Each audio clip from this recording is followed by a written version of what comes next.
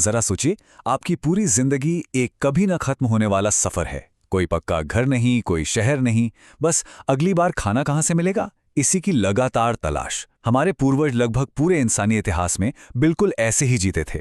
लेकिन फिर कुछ ऐसा हुआ जिसने सब कुछ बदल दिया। तो चलिए आज हम उसी क्रांति के नक्शे कदम पर चलते। 99%। ये नंबर थोड़ा चौंकाने वाला है ना, लेकिन ये सच है।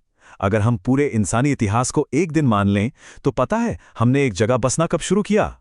बिल्कुल आखिरी के शायद 15 मिनट में। इस धरती पर हमारे रहने के 99% वक्त में हम शिकारी और संग्राहक थे। मतलब लगातार एक जगह से दूसरी जगह बस खाने और पानी की तलाश में भटकते रहते थे। तो फिर सवाल ये उठता है कि आखिर हमने घूमना बंद क्यों किया? मतलब ऐसा क्या हो गया कि लाखों साल से जो जिंदगी हम जी रहे थे वो अचानक से बदलने लगी? वो क्या वजह थी कि इंसान को एक जगह रुकना पड़ा? अच्छा, तो पहले ये समझते हैं कि ये चलता फिरता जीवन था कैसा। देखिए, हमारे शुरुआती पूर्वजों के लिए घूमना कोई चॉइस नहीं थी, कोई शौक नहीं था, ये उनकी मजबूरी थी। उनकी जिंदगी, उनका जिंदा रहना पूरी तरह से नेचर पर डिपेंड करता था। और इसका सीधा सा मतलब था, चलते रहो, बस चलते रहो। तो इसके ना मोटे मोटे 4 बड़े कारण थे। पहला, जरा सोचिए, अगर वो एक ही जगह पर टिक जाते तो क्या होता? सिंपल है, वहां के पेड़ पौधे, फल फूल सब कुछ खत्म हो जाता, जानवर भी वहां से चले जाते। दूसरा कारण था जानवरों का पीछा करना। भाई, जानवर तो एक जगह रुकते नहीं थे, तो शिकार के लिए उनके पीछे पीछे जाना ही पड़ता था। तीसरा, अलग अलग मौसम में फल और पौधे अलग अलग जगहों पर रुकते थे। और चौथा और शायद सबसे जरूरी, पानी। पानी की तलाश उन्हें हमेशा नदियों और झीलों की तरफ खींच कर ले जाती थी। अब मन में ये सवाल आ सकता है कि भाई, हमें ये हजारों साल पुरानी बातें पता कैसे चली? तो इसका जवाब छिपा है पत्थरों में और उन सबूतों में जो आर्कियोलॉजिस्ट ने यानी पुरातत्वविदों ने खोज निकाले हैं। जरा इस मैप को देखिए, ये जो लाल लाल तिकोन देख रहे हैं ना, जैसे ये मध्य प्रदेश में भीमबेटका, ये सब पुरापाषाण काल की बस्तियां हैं। अब इसमें एक चीज नोटिस कीजिए, ये सारी की सारी जगहें नदियों या झीलों के पास हैं। और ये कोई इत्तेफाक नहीं था।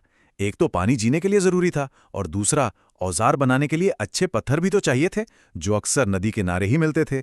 और ये सिर्फ पत्थर के टुकड़े नहीं है, ये उस जमाने की टेक्नोलॉजी थी, एकदम हाईटेक। इन्हीं सिंपल से दिखने वाले लेकिन कमाल के औजारों से वो जमीन खोदकर जड़ें निकालते थे, जानवरों की खाल सिलकर कपड़े बनाते थे। मतलब कमाल ही है ना। लेकिन जिंदगी सिर्फ जिंदा रहने और पेट भरने का नाम तो नहीं है।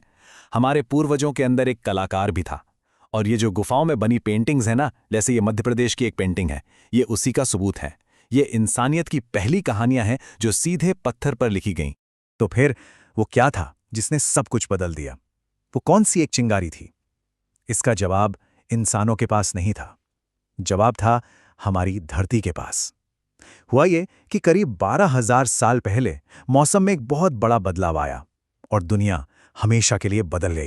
इस टाइमलाइन से आपको अंदाजा लगेगा कि ये कितना बड़ा स्केल है। देखिए, पुरापाषाण काल यानी ओल्ड स्टोन एज, ये कितना लंबा चला है। लगभग पूरा इंसानी इतिहास ही इसमें समाया है। लेकिन यहां ध्यान दीजिए, करीब 12,000 साल पहले यहीं से कहानी में ट्विस्ट आता है। यहीं से शुरू होता है मध्य पाषाण काल और बदलाव का एक तेज दौर। तो हुआ क्या? दुनिया गर्म होने लगी, बर्फ की चादरें पिघल गईं और उनकी जगह ले ली बड़े बड़े घास के मैदानों ने। और जब घास होगी तो घास खाने वाले जानवर भी होंगे। हिरण, बकरी, भेड़, मवेशी, इन सब जानवरों की आबादी में जैसे एक विस्फोट हो गया। अब सोचिए, दुनिया गर्म है, चारों तरफ घास है और जानवर ही जानवर हैं। इसी माहौल में एक रेवोल्यूशनरी आइडिया ने जन्म लिया। हाँ, ये कोई एक दिन में नहीं हुआ, ये एक बहुत लंबी सीखने की प्रक्रिया थी। लोगों ने सोचना शुरू किया कि अरे, इन जानवरों के पीछे भागने से अच्छा क्यों ना इन्हें अपने पास ही रख लें। पौधों को ढूंढने की जगह क्यों ना उन्हें खुद उगाएं। और बस यहीं से शुरुआत हुई खेती और पशुपालन। इस पूरी प्रोसेस को हम कहते हैं डोमेस्टिकेशन या पालतूकरण। और फिर से बता दूं, ये कोई जादू नहीं था, ये हजारों साल तक चली एक बहुत धीमी प्रक्रिया थी। इंसानों ने धीरे धीरे सीखा कि अच्छा, इस पौधे के दाने बड़े हैं तो इसी को उगाते हैं। अरे, ये जानवर शांत स्वभाव का है तो इसी को पालते हैं। ये देखिए, यहां पर ये फर्क बिल्कुल साफ दिखता है। एक तरफ है जंगली पूर्वज, जंगली सुअर और छोटे छोटे दानों वाला जंगली अनाज, और दूसरी तरफ है हजारों सालों की इंसानी मेहनत का नतीजा, एक पालतू शांत सुअर और बड़े पौष्टिक दानों वाला अनाज।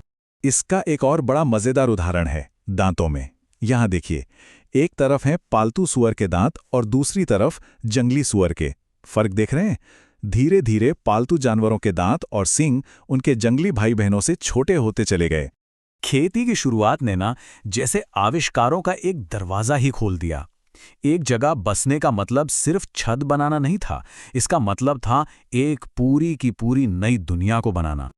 और इसी नए दौर को हम जानते हैं नवपाषाण काल या नियोलिथिक एज के नाम से। इसे नया पाषाण युग इसलिए कहते हैं क्योंकि अब जो पत्थर के औजार थे ना, वो ज्यादा बेहतर थे, ज्यादा पॉलिश्ड थे, खेती के कामों के लिए एकदम परफेक्ट।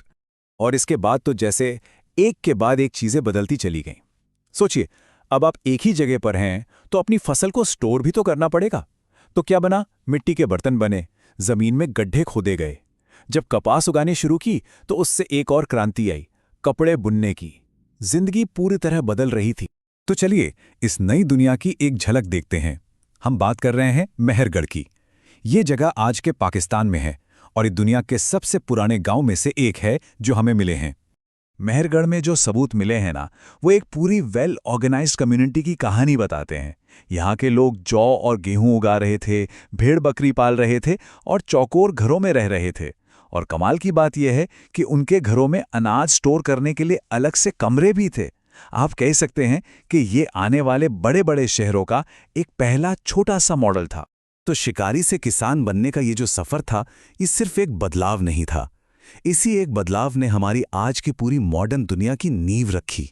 ये हमें सोचने पर मजबूर करता है कि क्या आज भी हम ऐसे ही किसी बड़े क्रांतिकारी बदलाव के बीच में जी रहे हैं? कोई ऐसा बदलाव जो आने वाले भविष्य को पूरी तरह से बदल कर रख देगा।